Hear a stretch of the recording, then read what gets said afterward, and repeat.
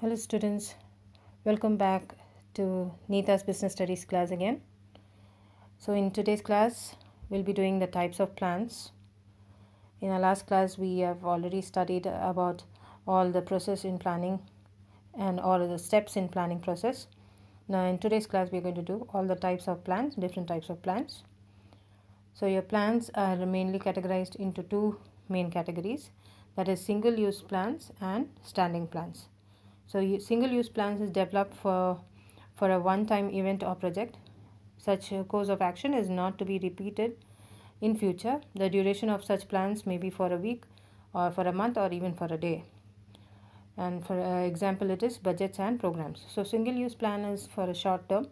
It is used for once or for one single event, and it's not repetitive in nature. It doesn't occur one again and again. So that is what is called as single-use plans. Then we have this another type of plan, that is standing plan, that are used for activities that occur regularly or repeatedly. It is used for indefinite period of time. Such plans helps to increase efficiency in decision making. Example, policies, procedures, methods, and rules. So standing plans, it's having a long period of time, and it is repetitive in nature. It occurs again and again, and it increases the efficiency of decision making. So such plans are policies, procedures, methods, and rules.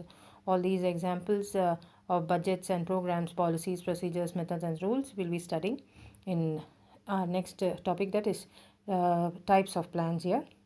So our types of plans are, first one objectives, the second one strategy, the third one policy, the fourth one procedure, the fifth one method, the sixth one rule, the seventh one program, and the eighth one is budget. So these are the main types of plans we have here. One by one we'll study. So the first one is objectives. So objectives, as you all know, it's the aim, it's the end result or ultimate target or goal. So objectives are defined as ends which the management seeks to achieve by its operations. So objectives need to be expressed in quantitative terms, that is, it should be numerical terms so that it can be measurable in the form of written statement as desired results to be achieved within a given period of time. So within a given period of time, efficiently and effectively, how we're going to reach the goal and target is what is objective. It is one type of plan. Objectives are neither single-use plan nor a standing plan. So remember this, dear students. Objectives are neither single-use plan nor standing plan. Our next type of plan is strategy.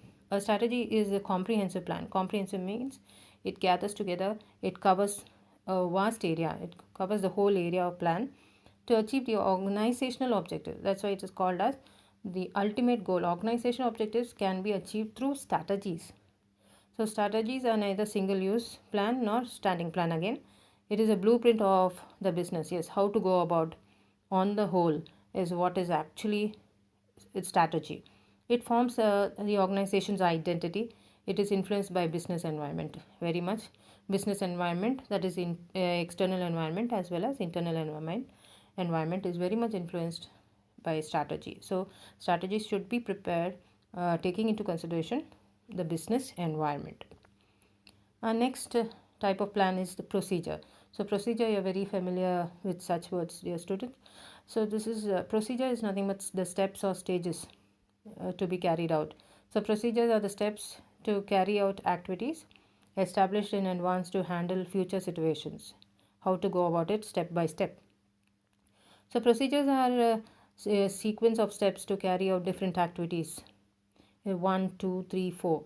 So they are generally meant for the insiders. It's not meant for the outsiders. It's meant for the staff and management inside the organization and business. They are specified in chronological in order. So chronological in order means it's 1, 2, 3, 4, 5. It comes in order one after the other, and it is not messed up. And procedures are steps taken to enforce a policy. So why is this procedure taken up? It is in order to enforce some policy. Procedures are taken up. Then we have this method. Methods provide the ways or manner in which a task has to be performed. So method means way or manner. The way how we're going to do it is what is method. So method may vary from task to task.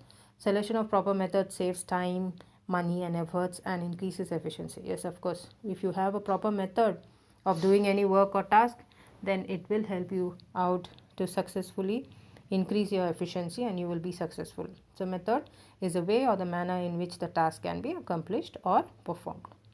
Next one is rule. So rules are specific statements that inform what is to be done. They do not allow any flexibility or discretion. You cannot make any changes there. You cannot make any adjustments there. So it is nothing but related to discipline. It is related to strictness. So here rules are specific statements that inform what is to be done and what should not be done also. They are the simplest type of plan. For example, examples for rules and no smoking, and during this pandemic it's very compulsory to wear a mask. All these are rules. Come on time, what time you should be in the office or in the school or college. All these are the rules.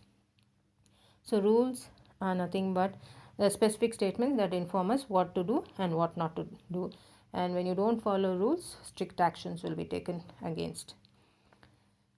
Our next type of plan is program. So programs are detailed statements about a project which outlines the objectives, policies, procedures, rules, etc. It is prepared for various activities. So programs, for every program you need to prepare it. For every event you need to prepare it. It includes all the activities, and even the minute details are also worked out here. Every detail, every department, every individual, every work, even the smallest work is considered in program. So this is what is called as a detailed statement about a project which outlines the objective, policies, procedure, rules, etc. Everything should be inclusive in program.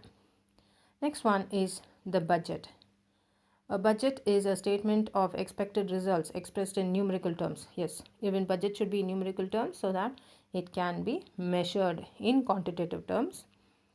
It becomes easier to compare actual figures with expected figures and take corrective actions. So budgets, it's nothing but just it forms and frames a standard so that actual figures and the expected figures can be compared, and if at all if it is not matching, we can find out what deviations are coming into picture there and take corrective actions. So it involves forecasting, foreseeing and predicting the future. It is a plan that quantifies future facts and figures. So whenever we are forecasting the future, whenever you are predicting the future through facts and figures, the facts and figures are put into quantitative terms, in numerical terms. So this is what is budget all about. Then we have this policies. Policies are general statements that guides thinking towards a particular direction. It guides management to implement strategies. It helps the organization to handle the problems. It defines the parameters within which a manager may function. So policy, everybody will have their own policies. It can be sales policy, it can be recruitment policy, it can be staffing policy, it can be purchase policy, whatsoever. So all these policies are differ from one organization to another organization. So policies are general statement that guides somebody's thinking or organizational thinking towards particular direction. So what you got to do, how you got to do is policy, and everybody will have their own policies. It helps the management to see and to implement what strategies to be implemented. It helps the organization to handle the problems properly and solve the problems and grievances. It also frames a parameter within which the manager has to function. So this is what is a policy, a type of plan. So this is all for today's class, dear students. I hope you have understood all the types of plans. Thank you.